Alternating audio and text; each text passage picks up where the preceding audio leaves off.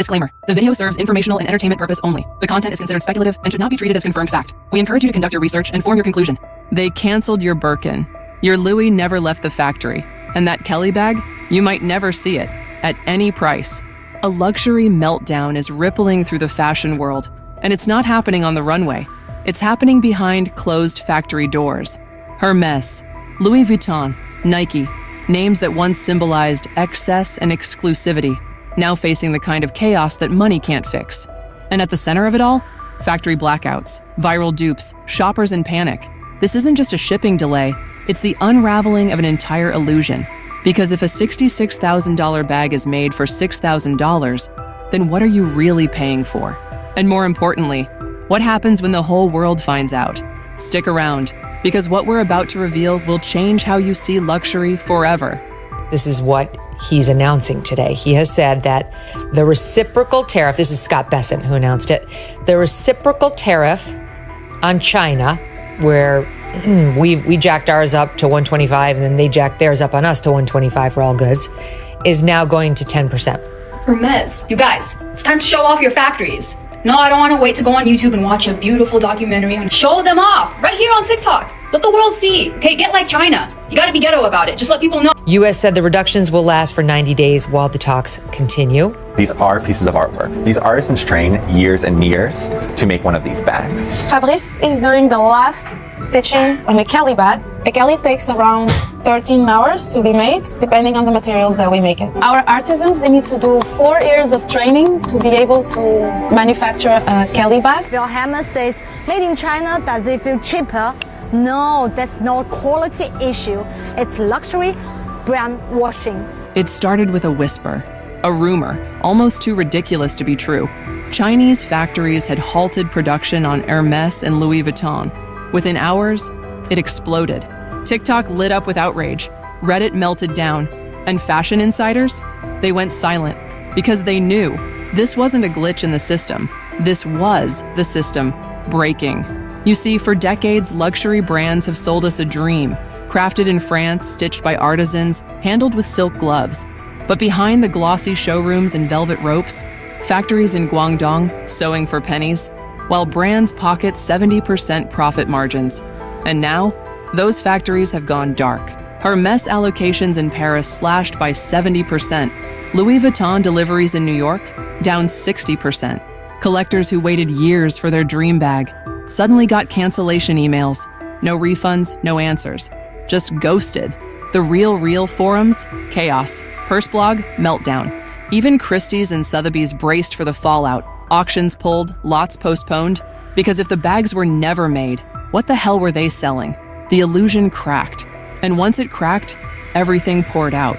This wasn't just about a few handbags or sneakers. This was about trust. A billion-dollar industry built on scarcity, secrecy, and silence, now exposed. And the fans, the ones who used to worship these brands, they're picking up the torches. Because when you sell a dream and people realize it was a lie, they don't just get mad, they get loud. And what happened next made it very clear. Even the most untouchable brands aren't safe anymore. This was supposed to be impossible. Hermès, Louis Vuitton, Nike, these aren't just brands. They're religions in the world of luxury and hype. But suddenly, without warning, the altar collapsed. The conflict? It wasn't just about missed deliveries or a few frustrated collectors. It was about a war between the fantasy these brands sold and the reality the world finally saw. Because when Megyn Kelly dropped her claim that Chinese factories had completely halted production, it wasn't just a headline. It was a detonation. Within hours, the numbers started bleeding out. Louis Vuitton's boutique stock in New York, slashed. Hermès in Paris, nearly wiped out. Jordan pre-orders, canceled like yesterday's drop. And consumers, they didn't just notice, they revolted. Forum threads turned to mob pits. TikTokers launched expose after expose, stitching videos with phrases like, "This isn't luxury, it's a lie." And the worst part? They had receipts. Chinese factory workers speaking out. Side-by-side comparisons of $15,000 Birkins and $150 dupes, with stitching so identical even experts were stumped. One viral TikTok even broke down the cost of a Himalaya Birkin piece by piece. And the truth? It cost Hermès $6,000 to make, sold for over $66,000. Let that sink in. Factory managers begged for a 10% raise to survive energy price hikes.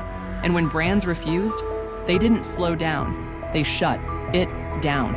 No half measures, no quiet protests, just a full-blown blackout. Suddenly, the richest brands on earth couldn't make a single seam. This wasn't just a supply chain issue. This was a collapse in control.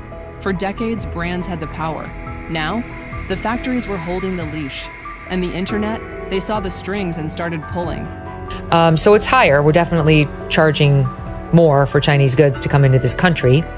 It starts with 30 distinct cuts of leather and can take 20 hours to complete, 4 hours for just the handle. Put the finishing touches on a Kelly, the most difficult bag to build.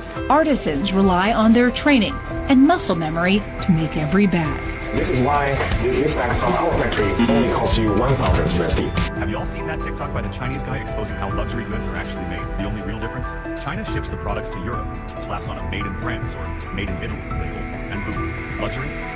But Besant says the consensus as the U.S. met with China over the weekend was that we will reach a fuller trade agreement that, quote, neither side wants a decoupling. It started with a whisper, then blew into a Category 5 firestorm. Within 24 hours of the factory shutdown, TikTok exploded. One video, 12 million views, showing a $15,000 Birkin next to a $150 dupe. And guess what? You couldn't tell the difference.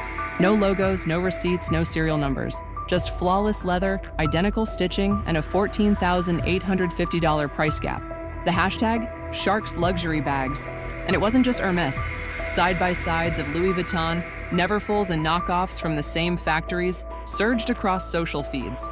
Some creators even dissected the bags live, unzipping linings, weighing clasps, analyzing thread. The verdict? It's the same damn bag. And the receipts didn't stop there. Reddit lit up like a bonfire. On r/fashion reps ? Threads titled, "Why pay $20,000 when $200 gets you 99%?" skyrocketed. On PurseForum and TheRealReal, heartbroken collectors shared screenshots of their canceled orders, crying foul on deposits they'd placed 8 months earlier. And then came the sneak attack, sneakerheads. On ER Sneakers and Discord drops, Nike loyalists raged. Pre-ordered Jordans, ghosted, emails, crickets. One user wrote, "Ordered in March. It's August." Not even a tracking number. YouTubers posted close-ups of glue stains and warped seams on retail pairs. Not fakes, not reps. Retail. Nike was facing defective drops while still charging hypebeast premiums. Meanwhile, the brands stayed silent. Except when they didn't. Louis Vuitton whispered about strategic realignment. Hermès tried floating a virtual Birkin drop. You heard that right. A metaverse purse. No leather, no stitching, just pixels. Gen Z and millennial shoppers weren't having it. "Y'all can't make a real bag," one tweet read, "but you can code a fake one." Luxury's veil had lifted. Behind it, broken promises, jacked up markups, and now, a wave of resentment crashing across every platform. And then the biggest twist of all, even auction houses were spooked. Christie's, Sotheby's, preparing for prepaid bags that never left the workshop. It wasn't just trust collapsing, it was the entire ecosystem. And when that many dominoes fall, the question isn't if something breaks, it's how bad the fallout will be. It's like it had to happen. The markets were just too bad, the bond market in particular. This Himalaya Virgin from boutique cost you $66,000 US. But do you know what the real cost from our factory? Let me show you the numbers. First, the leather. This Himalaya Virgin leather is supplied by the company HCP from France. And one piece of this Himalaya leather costs $1,300. One for the front, one for the back, and another one on the two sides. So 3 pieces is $3,900. Interior lining is imported lambskin, and the cost is about $200 US. Also, exactly the same thread. 25 hardware is set with diamonds, $700. Coating oil, the cost is $30, and the zip is $350. And at last, the cost for this 30-year experienced artisan's labor and skills is $700 US. Same material from the same supplier for those boutique bags by our factory is $6,000. They spent decades selling the illusion of exclusivity. But in the end, it wasn't the bootleggers, the counterfeiters, or even a boycott that took them down. It was the truth. That same truth they buried beneath layers of celebrity endorsements, $10,000 price tags, and the glossy glow of Paris runways. The truth that a so-called $66,000 Himalaya Birkin costs less than $6,000 to make, using the exact same leather, lining, and hardware from the same suppliers in France. The truth that the craftsmanship you worship comes from a line of overworked artisans earning less than the cost of the zipper they stitch. And the irony? As factories turned off the lights, Hermès tried turning on the metaverse. Yes, while customers sobbed over canceled orders and ghosted waitlists, the luxury giant filed lawsuits against NFT artists for copying their bags, and then quietly launched their own digital handbags. No shipping delays, no artisans, no raw material shortages, just vibes. While Louis Vuitton teased full VR runways and zero carbon couture, sneakerheads were still refreshing StockX, praying their Jordan 1s would actually arrive. The most powerful fashion houses in the world chose to escape into virtual reality, while reality collapsed around them. Meanwhile, in Milan, Vogue Business captured a moment that will live in infamy. Outside a Dior showroom, a group of protesters held up mirrors, literally mirrors, to executives walking in. On each mirror, the words, "See who's really paying the price." And for the first time, the reflection wasn't glamorous. It wasn't curated. It wasn't pixel perfect. It was uncomfortable. Because the mystique is dead. Luxury didn't fall because it was hated. It fell because it stopped respecting the very people who built it. Artisans, shoppers, collectors, fans. Now it's not about if Hermès, Louis Vuitton, or Nike can recover. It's whether they can look in the mirror and recognize what they've become. So now we stand at the edge of a revolution, not one waged with fire or fury, but with canceled pre-orders, exposed invoices, and 1,000 TikToks that said what no glossy campaign ever could. We see through it now. You see, luxury was never just leather and stitching. It was a promise that your money bought more than just a product, that it bought legacy, craftsmanship, honor. But when that illusion shattered, what was left was silence. No apology, no explanation, just strategic realignments and a digital Birkin drop. So ask yourself, will we let these brands rewrite history again? Hide behind hashtags, influencers, and virtual handbags while the truth fades away? Or is this our moment? Our moment to demand accountability, not just aesthetic. To stop worshiping logos that treat artisans like afterthoughts and shoppers like wallets with legs. Because the next time someone tells you a $15,000 bag is worth it, you might just ask, worth it to DOHO? To the factory owner who couldn't afford to turn the lights back on? To the collector whose order vanished into a 3-year void? To the artisan who stitched 20 hours for a fraction of what the zipper costs? This isn't just about bags or sneakers anymore. It's about what we value, what we're willing to pay for, and what we're done paying into. So now you decide, will you keep feeding the machine? Or will you force it to change? Drop a comment, share your story, and tag the brands hiding behind the curtain. Because in this new era, transparency is luxury, authenticity is status, and silence is complicity. So what do you think? Is this the end of old school fashion power or the beginning of a fashion revolution? Let us know below. Because the runway, it's wide open now, and the next move is yours. And that's the tea for today, my little gossip gremlins. If you enjoyed this drama buffet, don't forget to hit that like button like it's your ex's new partner's Instagram. Aggressively and with zero shame. Beauty. Subscribe to Fame Files so you never miss a single scandal, meltdown, or red carpet disaster.